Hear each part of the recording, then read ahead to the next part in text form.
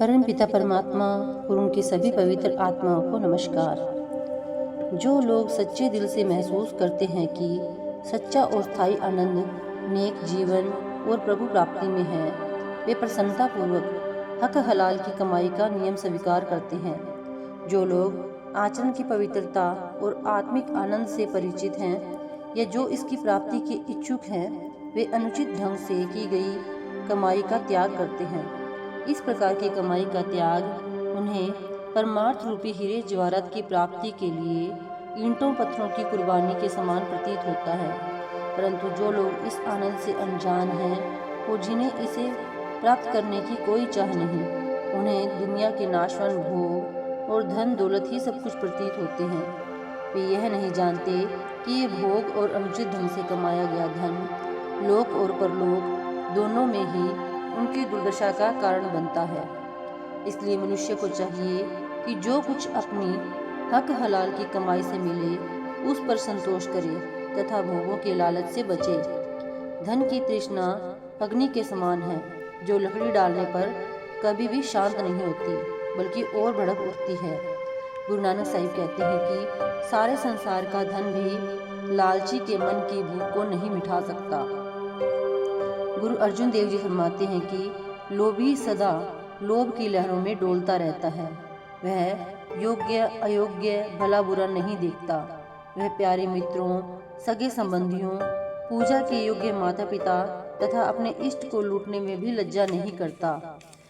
जैसे जैसे मनुष्य की इच्छाएं पूरी होती जाती हैं, वैसे ही वे और बढ़ती जाती हैं। उसे कभी तृप्ति नहीं मिलती। तृप्ति केवल संतोष में ही है। संतोष के बिना न कोई तृप्त हो सकता है और न ही किसी का परमार्थ बन सकता है। इसका अर्थ यह नहीं है कि गुरु साहिबान अथवा संत महात्मा लोगों को आजीविका कमाने या सांसारिक उन्नति करने से रोकते हैं।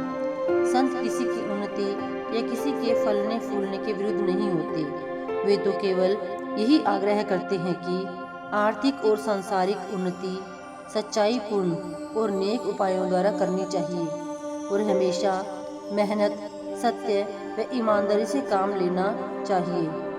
संत महात्मा लोगों को धन और माया के लोभ के प्रति इसलिए होशियार करते हैं कि सांसारिकता या माया उन पर हावी ना हो जाए और वे संसार में आने का असली उद्देश्य परमात्मा प्राप्ति ना भूल जाएं।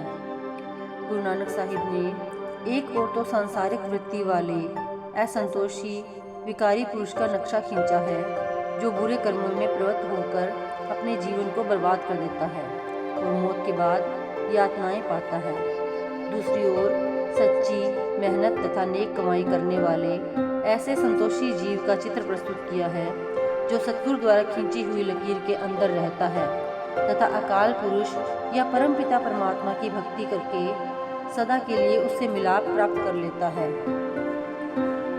साधक का असली संघर्ष ही काम, क्रोध, लोभ, मोह, अहंकार आदि विकारों के साथ है और बेईमानी की कमाई विकारों की जड़ है।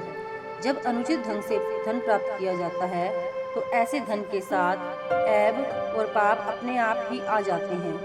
कोई विरला भाग्यशाली जीव ही उनसे बच सकता है। ये विषय विकार और ऐब व पाप जीवों को गिराने तथा उनकी रूहानी उन्नति को नष्ट करने के लिए मन और माया द्वारा बिछाया गया एक जबरदस्त जाल है। इसके विपरीत हक हलाल की कमाई सब्र, संतोष, सहनशीलता तथा प्रभु की रजा को स्वीकार करने की भावना पैदा करती है। यह जीव को मन और माया की टेक त्याग कर परमात्मा की शरण में आने का बल प्रदान करती है। जो लोग बेईमानी द्वारा पैसा इकट्ठा करने में अपनी चतुराई समझते हैं, वे असल में रेत की दीवारें खड़ी कर रहे हैं। परमार्थी की बुद्धिमानी, योग्यता और चतुराई तो नेक कमाई में ही है, क्योंकि जो लोग बाहर दुनियावी लोभ से ऊपर नहीं उठ सकते, वे अंदर मन और माया के अनेक धोखों और लालचों का भी सामना नहीं कर सकेंगे। आंतरिक रूहानी मार्ग में रिद्धियां सिद्धियां परमार्थी की शक्ति नष्ट करने के लिए अनेक प्रकार के लालच और प्रलोभन देती हैं। जो लोग बाहर के प्रलोभनों के सामने दृढ़ नहीं रहते, वे अंदर के प्रलोभनों का भी मुकाबला नहीं कर सकते। गुरु नानक साहिब फरमाते हैं कि लोग पहले चोरी, ठगी, धोखा, हेराफेरी आदि द्वारा पराया धन इकट्ठा करते हैं और बाद में पिता, दादा आदि के निमित्त दान पुण्य, हवन, यज्ञ, श्राद्ध आदि करते हैं, परंतु वे यह नहीं जानते कि परमात्मा की दरगाह में यह चोरी और अनीति का धन पहचान लिया जाएगा और उन्हें पुण्य के फल के स्थान पर सजा भोगनी पड़ेगी।